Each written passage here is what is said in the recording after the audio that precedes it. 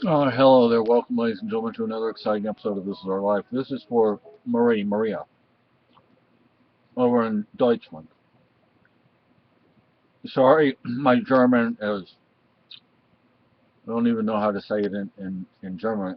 My German is piquito in Espanol. I speak very little German. I never learned all that much German. I wasn't in Germany very long. We were there long enough to get our papers, and that was it. So, 5 months. Anyway, and I was very young. Anyway, what I wanted to do was, I shared with you the article from the newspaper, and I told you that I was in Victoria for what, a little more than 3 years. Not straight through. I was there about a year. Then I got sent back to that place, and I was there for like 2 years.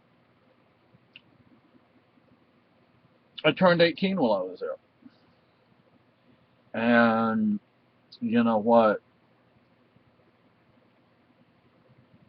They couldn't keep me once I hit 18.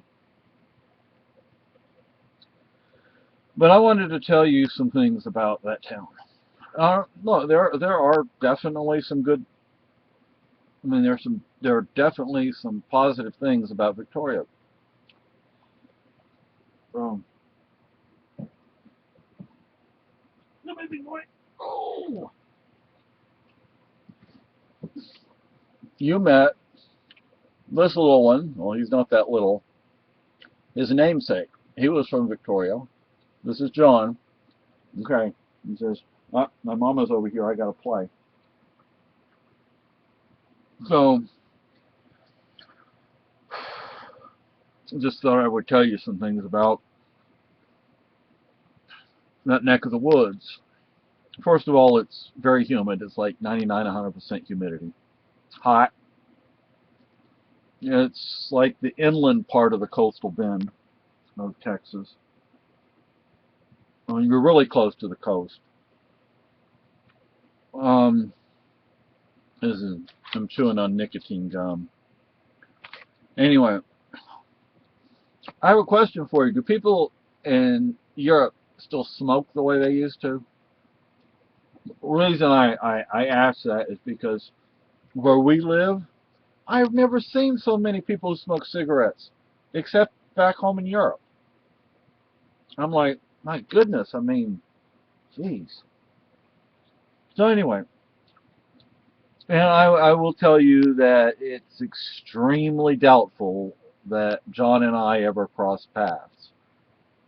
I left Victoria in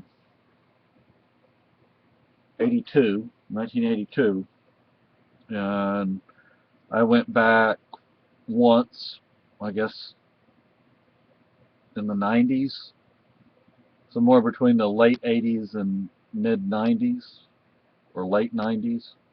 No, it could have been the early 2000s. So I don't remember. I don't remember. And I moved to San Antonio in 86. It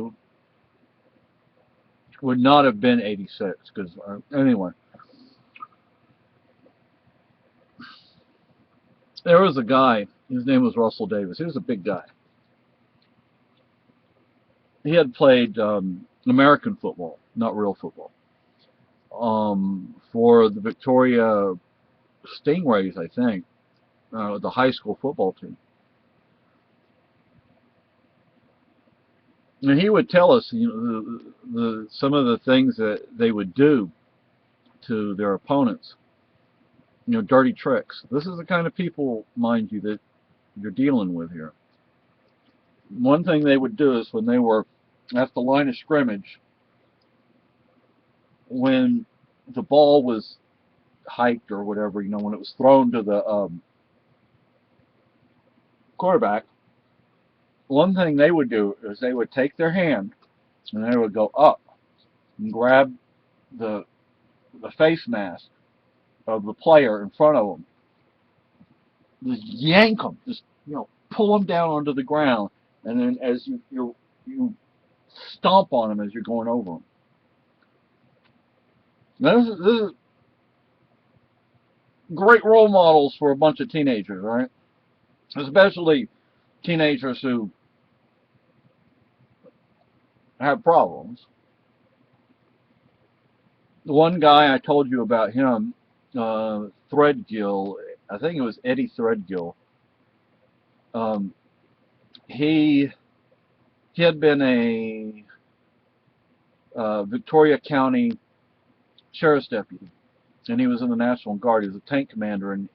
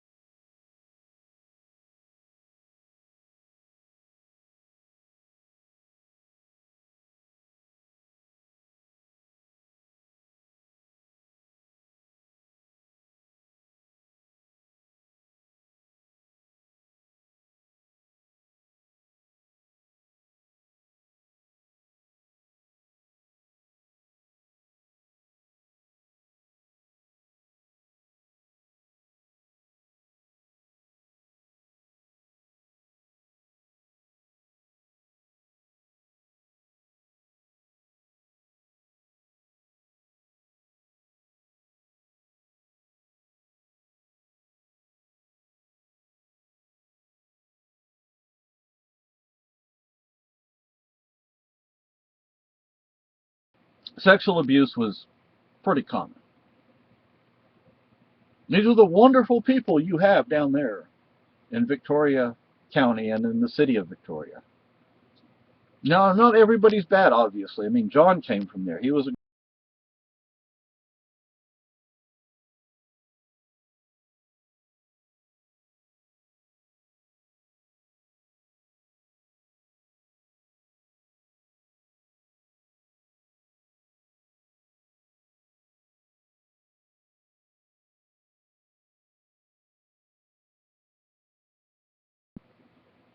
he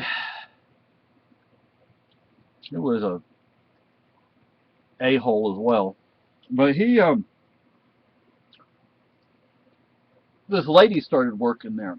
She was married, and he seduced her, I guess you could say. And one day, I was out on the blacktop in front of the dorm, and or no, I was in the dorm. I was in the dorm when it happened. This guy, her husband, with her, comes in and he's carrying a pistol. He's looking for Sam Walker. Sam Walker skedaddled. He took off for parts unknown for a while. And he wound up in like New Mexico or something, Arizona, New Mexico, Nevada, somewhere out in the Southwest. Um, there was there were times when the staff just didn't want to bother with us. They just wanted to hang out. They called it the nurses' station, even though the nurse might have used it for 5 or 10 minutes once a day. Well, that's what they call it. So, the staff, they just want to hang out. They don't want to actually have to work. So we go into what used to be when I first moved into that dorm, when I first went there, we ate in our dorms. Every dorm had a dining room and a kitchen. And that's where we ate. And eventually they built a common mess hall, common kitchen, and That made it easier on them. Thing in each one. It cost them more. They had to have more. Well, it didn't have to. You didn't have to drag all your kids around to one place. Well, that was one of the. That's what I mean. Anyway, so we'd have roll call every day. We'd have roll call. I don't remember twice a day. Plus they did a head count every 30 minutes. Oh God.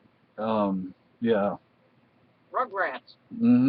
And so what we would do is we would go into wherever they wanted to have roll call that day, and many times they would put us in the dining hall because it was large, or the dining room because it was larger than the other 2 common rooms in the dorm, or 3 common rooms in the dorm, and 4.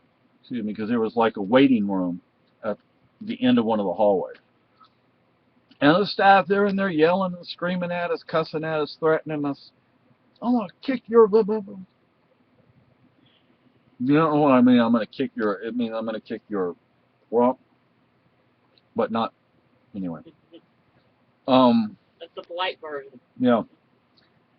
And, you know, they're in, oh, you're just nothing but trouble. You're just causing us trouble and you need to behave. Not that we were doing anything wrong. We weren't doing anything any different than we always did. They just didn't want to work. Because after school, which got out at 3 o'clock, we had like 30 minutes of free time. And at 3:30, we had exercises. And that lasted anywhere from half an hour to as long as they wanted it to last. On a blacktop, where it's more than 100 degrees Fahrenheit. Ooh. Yeah, no shade. I remember kids, they would just get dry. Their skin would get dry. That's a sign of, what do you call it? Dehydration. Dehydration. You should be sweating in all that humidity and that heat. You should be sweating. You should not go dry. And your skin should not become dry. Do you think that they cared? No. We still had to go out there on the blacktop. I mean, sometimes you're just sitting there, you know, in a push-up position for half an hour. You know, you're not doing it right. You're not, you know, really putting yourself into it. You know, wow. But, you know, if we would have said something to the staff, you know, hey man, you got to stop this. We ain't going to put up with this. They would have beat you down. They would have put you in an isolation cell. They would have put you on some sort of restriction. You can't come out of your room. You can't leave the dorm. Whatever. But anyway, I was saying in the dining room, they would just keep us in there, and every once in a while they'd come in there and yell at us, threaten us. Taking good care of you. Yeah. And one guy they hired pulled a switchblade knife on a kid. Oh. And I'm like, we got some problems here, people. Oh, and that place is still up and in operation. They don't have the same kind of kids there that they did back then, and they're not there for as long. You know, back there we were there for years. I mean, there was one kid in the dorm who was up for adoption. They didn't send him to some place where you know, to an orphanage or anything. They sent him there for some strange reason. I mean, there were some kids there that had some really bad home lives. You know, I mean, one kid, his father messed up his leg really bad. He had like a permanent wound that, you know, wouldn't heal. Another kid lost one of his legs. And, you know, I'm not going to say we were all together great kids. You know, I mean, we were there. Some of us were there because we got into some trouble. Now, one friend of mine, I'm friends with him on Facebook. We met there. He was, frankly, a good kid. He didn't cause no problems. I was told once by a family member of his that his parents were told that he would receive a good education. Oh, right. They sent him there because they thought he would get that education he needed. That's not what they were interested in doing there. In the 3 years I was there, there was Mr. Deveroux. He was a PE teacher. He was a good guy. Do you think the dorm staff liked him? Nope. Mrs. Rabinowitz. She was a math teacher I had for one school year. She was a great teacher. There was one guy who worked there for a few weeks and left, quit, because of the way they treated him, the other staff treated him.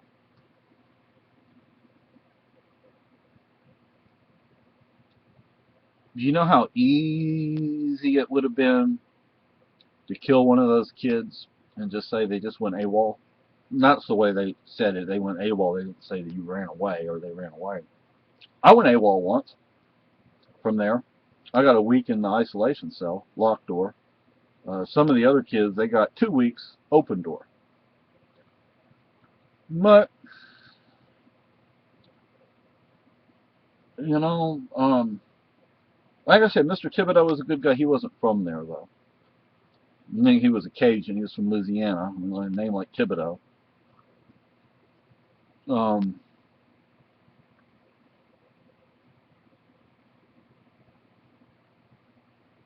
I don't know. I don't really know what else I can say. I mean, I'm really talking more about the place I was in than I am Victoria. Now, there is one of our staff, one of our house parents, as they were referred to. We had two house parents. One was Mrs.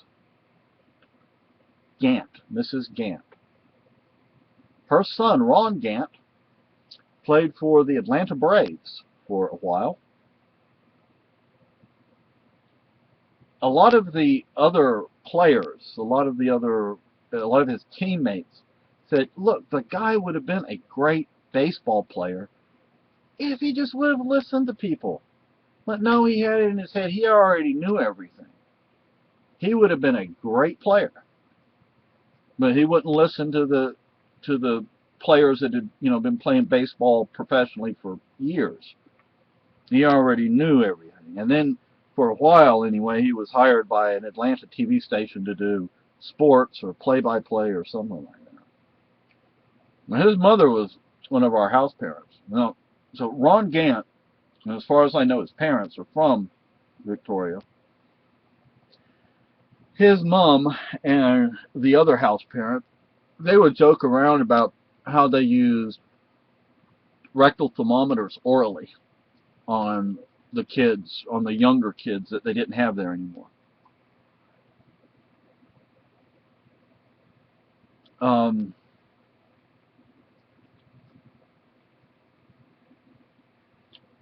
like I said, there were some good people. I mean, I mentioned some of those good people. Mrs. Rabinowitz. Mrs. Rabinowitz wasn't good. She was great, in my opinion. Uh, I even called her up decades later, and I mean, I found her. It took some work, but I found her and talked to her for a few minutes on the telephone. And she didn't remember me, but that's okay. I mean, that was a long time ago. There were a lot of kids in and out of that place. But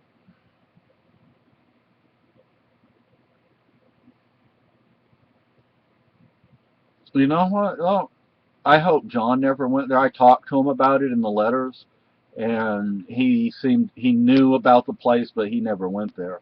But that's good. That's one less bad thing that he had to deal with in his life. Um, but anyway, that's all. I guess that's all I really wanted to say. I just wanted to tell you about that place, that area down there.